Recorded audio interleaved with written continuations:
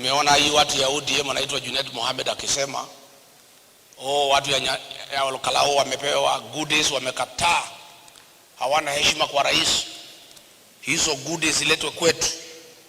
Nyinyi watu ya ODM chukueni goodies. Watu ya Mlima hatuna haja na goodies. Sisi kama jamii tunataka heshima ya jamii kwanza. Sisi hatutaki goodies. Tunataka bei nzuri ya kahawa na majani chai. Tutajinunulia ile kitu ambayo sisi tunataka. Sisi hatuna haja na hizo vitu. Hizo vitu weka Songo, peleka kwa watu ya ODM. Sisi kwanza utupatie heshima. Namba 2, bei nzuri ya kahawa, majani chai, maziwa, mchele, avocado, makadamia, nyanya na ile vyakula tunalima hapa Kirinyaga. Sisi tukipata bei nzuri, hiyo mambo mengine yote tutajifanyia tukiwa na heshima.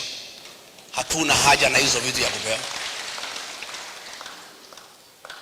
Na nikimalizia, kwa sababu sitaki niseme mambo mingi.